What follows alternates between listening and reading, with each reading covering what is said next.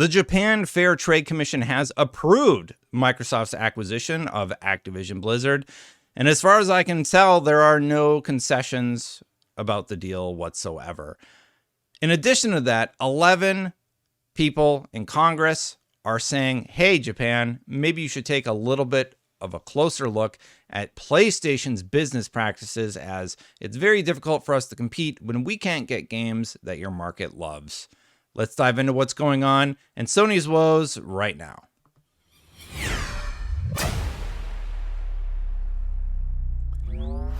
So the big story that got me out of bed this morning, and I'm sure you've heard about already, is that Japan has approved the acquisition of Activision Blizzard. Now, I do find it interesting that this comes just a few days after the CMA basically said, we don't see any concerns about console competition. And a lot of people have said that the CMA is going to signal to the rest of the world how this deal is going to go forward, right?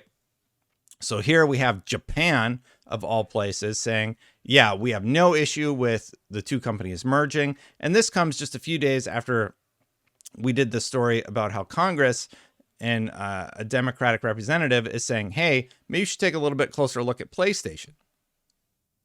So diving in, the Japan Fair Trade Commission has established Microsoft Corporation, and I'm going to paraphrase here, Activision, are okay to merge. We received submissions from the parties' group of plans for share acquisition and the merger in accordance with provisions of the Anti-Monopoly Act. As a result of examination, since it was recognized that it would not substantially restrain competition in a certain field of trade, the company group was notified to the effect that a cease and desist order would not be issued, and the examination was completed. They're done. They don't need to read into it anymore. Microsoft has such a small market share in Japan. We always thought the Japan territory was not going to be an issue. But I do question if the CMA findings recently are sort of pushing this along faster than expected. And then the pressure from Congress, just not that, like I believe it happened last week, is also getting them to say, yeah, you know what, this deal's fine. Let's get Congress off of our back. And look, a lot of people pointed out, well, I don't think this is going to go anywhere with Sony. It's still an annoying thing that they have to deal with. So Microsoft, even if they did influence those senators to make that case, which we'll talk about in just a second, it doesn't matter, because the point of the matter is it's if that was true, and I do think there was potentially a little bit of, hey, Congress, maybe you should take a look into Sony, because both Sony and Microsoft do have lobbyists in Washington. Microsoft has like 100 and Sony has 10 or something like that, just because of how much money that they have. But Sony's been going around lobbying, right? And then I'm getting ahead of myself, and then Microsoft's like, yeah, hey, maybe you should just look into what PlayStation doing in Japan, because they're blocking us from getting these exclusive IPs. So Japan Fair Trade Commission has no issue with the 2% market share, based on what Congress says anyway, holder merging with Activision Blizzard, because there's no way they could ever do anything to hurt Sony. And I think we all know that. So anyway, in the case, the corporate groups concerned plan to integrate Microsoft and Activision through stock acquisition and merger. On June 16th, there was a request for information and opinions from third parties regarding this act. March 10, 2023, plans for this act received a notification, and March 28th, notification that the cease and desist orders will not be issued. They're not even going to try and stop it. And from what I've seen online, basically, there's no sort of indication that there's any restrictions on this deal. They're just like, it's fine to go through. The JFTC determined that the conduct of this case would not substantially restrain competition in certain fields of trade. See attachment for details of examination results. Now, I can translate this page from Japanese to English. I cannot translate this as quickly, and it's a 43-page document, but there's more to dive into here. I will have this translated, and all the translations that I read today are from just Google Translate, but to me, it looks like there's some interesting stuff here proposed in Japanese with a lovely graphic, and I can't wait to dive in a little bit more. But that's for another video. For today, I'm going to ask you real quick to hit that subscribe button, hit that bell, before we move on to the next story about how 11 members of Congress are arguing that Sony is unfairly hurting Xbox in Japan, which is pretty interesting. So if you like this video and me covering this stuff for you, don't forget to hit that like button because that also helps the channel grow. This comes from Axios. Great work here from Stephen Totilo diving further into the story that I talked about a few days ago. Members of Congress from both sides of the aisle are pressing the Biden administration to take action on PlayStation Xbox console competition in Japan. Driving the news, policymakers raised concern last week to Biden officials saying Sony's business practices in its native Japan are blocking U.S. companies from competing in that country's gaming market and could be running afoul of U.S.-Japan trade deals.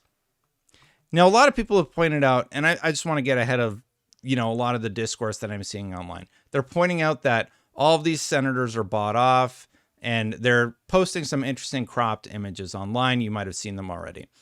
What those images cut out are just how much their key contributors, aka Microsoft, actually give the company. And that's because it's a very small amount over a period of 30 years. So they cut out the 30-year time frame and they cut out the amount. And in the Senator Maria Cantwell, who is sort of spearheading this, it was about $536 million. Now that's, or $536,000. I don't believe it was million. But anyway, that's over a period of 30 years. Now, in the state of Washington, if you work at a corporation like Microsoft, you need to disclose that you're making campaign contributions to your state representative. Now, there's two scenarios here that could have taken place, and I'll let you come to your own conclusion. That all these senators are bought off and the whole system is corrupt. Or, over a 30-year time period, a state representative managed to acquire $536,000 from people who happen to work at Microsoft over 30 years. That doesn't break down to a whole lot every year, and I don't think it's that crazy far-fetched to come to that conclusion, but I did want to add that context. At least that's how I understand this works. Like I said, I don't know a ton about how politics and campaign contributions and such work, but when you look into the time period and the amounts, it seems to be a little bit less than would indicate these people are just getting these big lump sums and being bought off, as the internet would have you believe. So come to your own conclusions, though. Keep posting whatever about the senators. The point is, regardless of how it's happened, Sony's in hot water, and they're probably not going to like it. The unexpected pressure became public on Tuesday when Senator Maria Cantwell pressed U.S. Trade Representative Katherine Tai on it during a trade hearing. 10 members of the House also sent 2 letters on Tuesday to Tai and Commerce Secretary Gina Raimondo urging action. What they're saying: today we write to bring to your attention the imbalanced Japanese video game market, which we are concerned may be a result of discriminatory trade practice that could violate the spirit of the U.S.-Japan Digital Trade Agreement, states one of the letters, signed by 4 Republicans from the House, including Carol Miller and Mike Carey. The Republican letter alleges that Sony PlayStation has 98% of the high-end console market in Japan. We all agree that's a little ridiculous. Anyway, signs deals designed to keep Japanese games from Microsoft's Xbox, and says such moves may violate Japan's antitrust laws. So why is this important? A lot of people are like, well, this is just going to be an annoying thing. Japan's not going to do anything to one of their own companies like PlayStation. If this is found to violate the Japan Fair Trade Agreement, PlayStation might actually face some sort of consequences. At the very least, they are going to be inquired by the Japan Fair Trade Commission, right? And that's going to be very annoying for Japan. I think that it's not hard to connect the dots here. I think that on the one hand, we know Sony has about 10 lobbyists in Washington, and they've been lobbying against the Microsoft Activision Blizzard deal. We know that has been happening. I don't know if that's Jim Ryan directly, but there have been reports that, yeah, they're lobbying. We know they went to Brussels. We know they're in the Washington talking to people. And we know that Microsoft has like 107 lobbyists because they're just a huge company and they're an American company. They're way bigger, right? So I think eventually what happened was PlayStation's out there lobbying and Microsoft's like, oh, you want to play that game? Okay. Let me talk to the people that we know, and we're going to do a little lobbying of our own because you're blocking our games from Game Pass, and that includes in the Japanese market, and potentially they found this smoking gun where like, hey, you might actually be in violation of the Japan Fair Trade Agreement.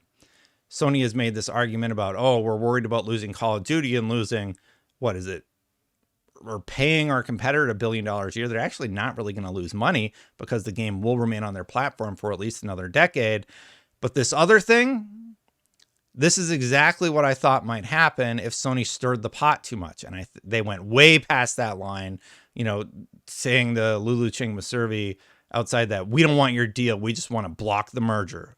Well, this is what's happening, right?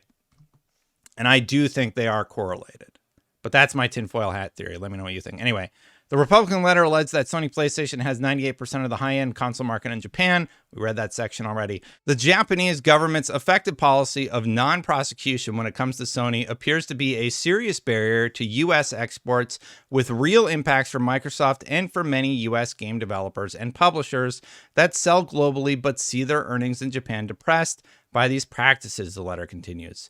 A letter to Tai and Raimondo from 6 Democratic lawmakers from Washington State, where Microsoft is based, covers similar ground. So, like I said, PlayStation is now in a little bit of hot water, and this will be looked into, Tai said. Tai said, we're going to take a closer look at this. So regardless of whether or not any actionable things happen, a lot of people are like, oh, nothing's going to happen here. You're talking about a digital trade agreement between the United States and Japan. Something is going to happen for sure. At the least, a little bit of an annoyance for PlayStation and Sony. At the most, they actually take action into the practices, and games like Final Fantasy 16 stop being exclusive, or games being not allowed on Game Pass will now be allowed on Game Pass. Does that mean we someday see Elden Ring on Game Pass? I don't know, because Sony has a lot of stock in that company, but it's going to be interesting in the very least to talk about. Between lines, Article 8 of the 2019 U.S.-Japan Digital Trade Agreement calls for the countries to enable non-discriminatory treatment of digital products, which would include games. It's less clear if it would also pertain to game consoles. State of play, Sony has had a steep advantage over Xbox in Japan for decades, though the secrecy around gaming contracts obscures the underlying causes.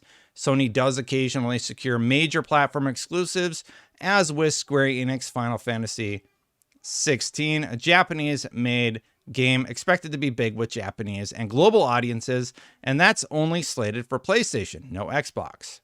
But Japan's console market is also not quite a two-horse race. Nintendo, excluded from the definition of high-end consoles cited by the policymakers, crushes Sony and Microsoft. And again, the reason only Sony and Microsoft are being considered is because of Sony pushing the definition of high-end game consoles to all the regulatory bodies. So now Microsoft is like, oh, you push this definition? Well, you have 98% of the market share based on your own definition, or market share based on your own definition, and it's biting them in the butt. The heat on Sony is unmistakably coinciding with the Japanese company's own pressure on antitrust regulators to block Microsoft's $69 billion bid to buy Activision Blizzard. Sony's anti-competitive tactics deserve discussion, and we welcome further investigation to ensure a level playing field in the video game industry, a Microsoft spokesperson told Axios. While Microsoft isn't saying just how involved it is with orchestrating this push, its government affairs team has discussed these issues with members of Congress, Axios understands. Sony reps did not reply to a request for comment. So what is next? In their letters, House members asked, they added the letters. They didn't have this earlier. Anyway, House members asked that Sony issue be raised with the Japanese government and identify additional barriers to American companies and accessing the Japanese gaming market. At Thursday's Senate hearing, Trade Rep Tai promised Senator Cantwell to look into things. This one is new for me, she said. And unfortunately, I would have just read you the letters if I would have known Axios had that on there, but we'll have to do that another time. So that's what's going on with the companies in question. And yeah, everybody's talking about how this happened. And this all was originally reported by Politico. I talked about it a few days ago. So Sony continuing to have woes in this whole merger deal. That's the story. Let me know what you think about it in the comments below. Hit that subscribe button, hit that bell. Thank you so much for watching. And I really do appreciate it. If you like this video, hit that like button. Thank you to the members for supporting the channel. You can become a member by clicking that join button. No more ads on the videos if you support at any level. And if you want to see what has happened with the CMA, check out this video where I go into it in detail. That's it for today. I'll see you for the next one. Bye for now, buddy.